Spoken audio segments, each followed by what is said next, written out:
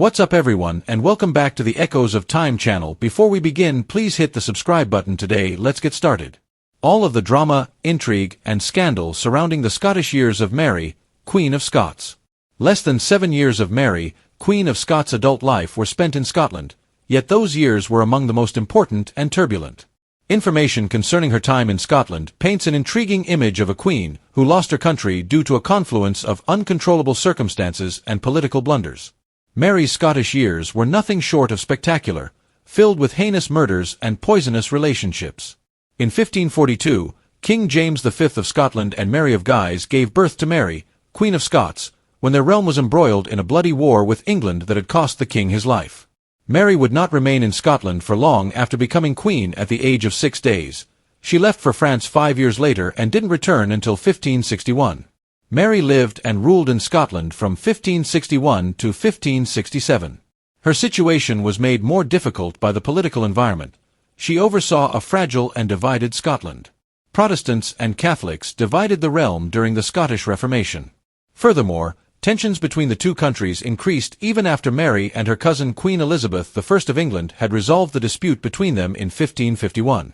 Even worse, Mary never fared well in matters of the heart. 2 of her marriages in Scotland turned into troublesome burdens rather than loyal companions. Despite being overthrown by her subjects in 1567, Mary spent an additional year as a prisoner in Scotland. In 1568, she left her realm and never returned. As a teenage queen and royal widow, she returned to Scotland. Mary was already a young Scottish queen at the age of 5. She was taken to France, where she avoided the rough wooing England's attempts to compel Mary to marry Henry VIII's son, Prince Edward. Mary had the chance to grow up in France with her mother's family and with Francis, her future husband. Mary was a widow and dowager queen before she was 20 years old, since her marriage to Francis was short-lived. He died less than 2 years after their 1558 wedding. Catherine de' Medici, her mother-in-law, discreetly forced Elizabeth to return to Scotland from France. The adolescent queen returned to Scotland in August of 1561 to govern the country that was rightfully hers. She was an outsider in terms of religion. Scotland during the Reformation. Although Mary was the Queen of Scotland, her kingdom did not share her cultural values. Mary had lived in France for the majority of her life and had picked up French etiquette and sensibilities.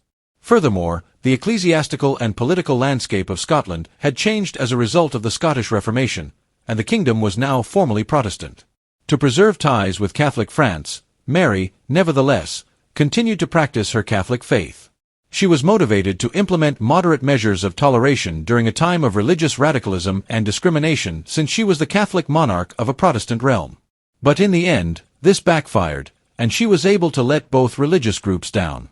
A compulsive French poet who tormented her. In addition to being a young lady with a passionate spirit, Mary was a queen. She corresponded with a French poet and a member of her court in the centuries-old tradition of courtly love, which valued chivalric relationships between a knight and lady. Seigneur de Chastelard Pierre de Beaucastel fell deeply in love with the queen and thought she felt the same way. Chastelard twice crept into Mary's private bedroom and concealed himself beneath her bed. The court sentenced him to the gallows after the second time. Many critics portrayed Mary as an emotionless seductress by using the incident to accuse her of seducing him. She got into a heated argument with a Protestant theologian who detested female leaders. The firebrand among the leaders of the Scottish Reformation was John Knox.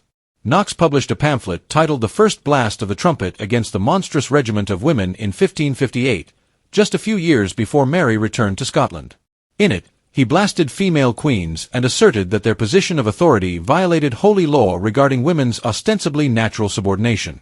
In Scotland, there were a number of heated discussions between the Protestant theologian and the Catholic queen about religion.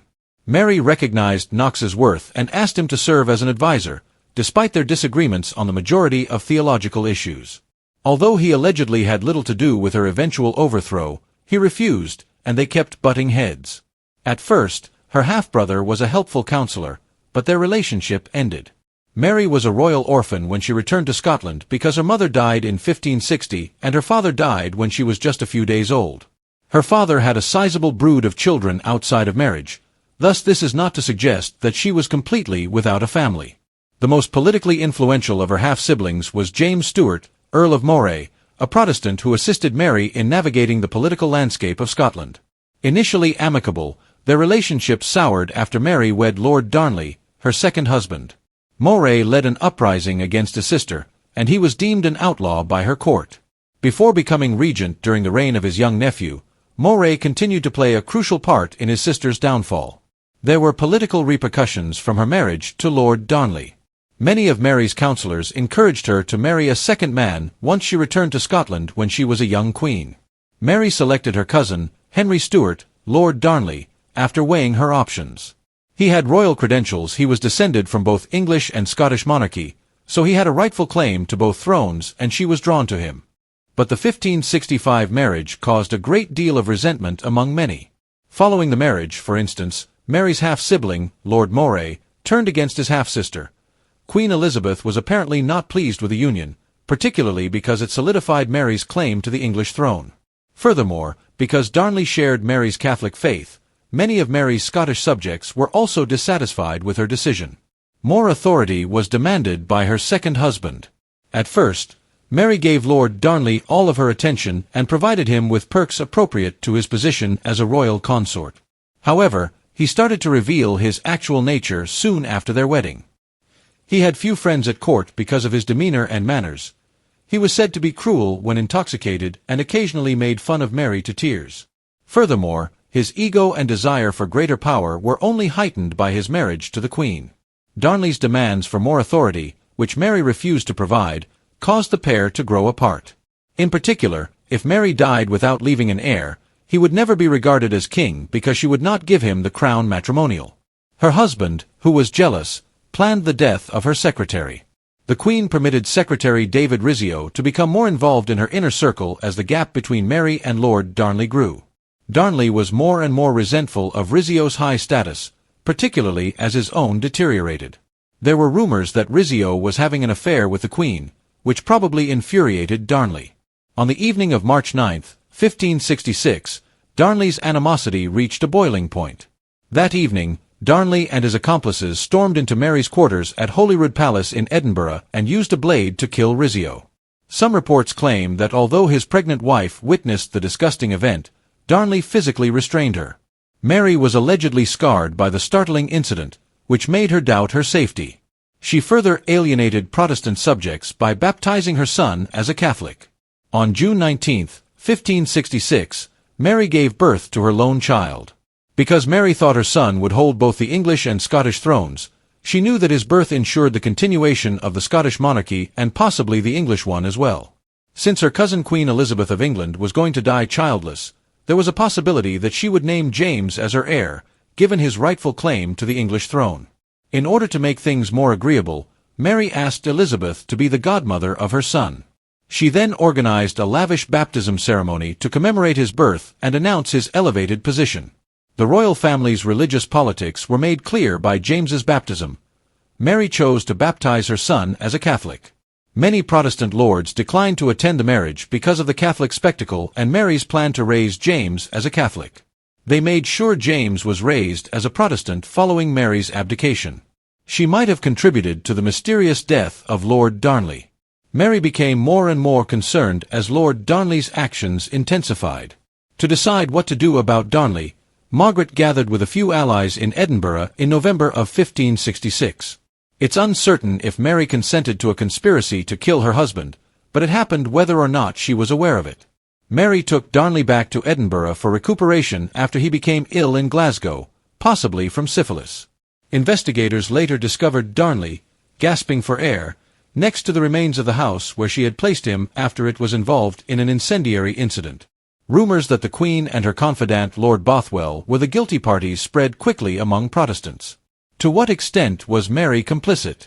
Did she actively contribute to the scheme? Or had she been aware of it but decided not to step in? It is still unclear if Mary had anything to do with Darnley's death. Soon later, Bothwell was put on trial, and the court found him not guilty. Mary was taken by Lord Bothwell, who may have forced her to wed him. During her time in Scotland, Mary was close to Lord Bothwell, and there were reports that the two fell in love. However, Bothwell desired to marry Mary following Darnley's death, which was probably caused by the confidant. Bothwell led an army that captured the Queen outside of Edinburgh in April of 1567. Then he grabbed Mary, dragged her off, and may have exploited her. On May 15, 1567, he finally forced her into marriage. There is disagreement over whether Mary loved Bothwell or if their relationship was just a result of his ambition. Some historians even go so far as to argue that Mary made up her allegations to conceal an unfaithful pregnancy.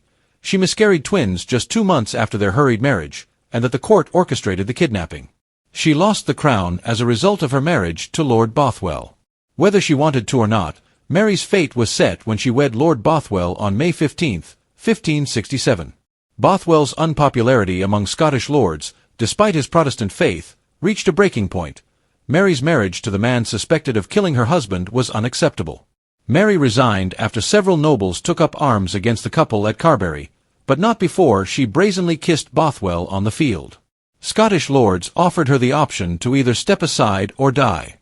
Mary's reign ended in 1567.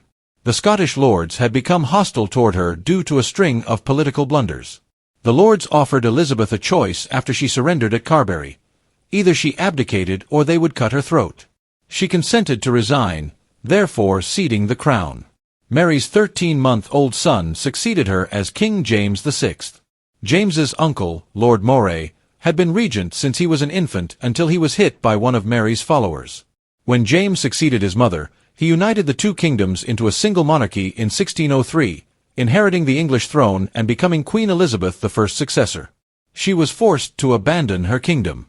The Scottish court detained Mary at Lechleven Castle when she abdicated her kingdom. After a year or so, Mary boldly escaped by getting everyone in the castle drunk. She fled south into England from Lechleven and is said to have never seen Scotland again. Mary thought that her cousin Queen Elizabeth would assist her in reclaiming her lost throne after she became a queen without a kingdom. Rather, Elizabeth imprisoned Mary in a succession of castles for nearly 20 years until finally determining that the death penalty was warranted in 1587.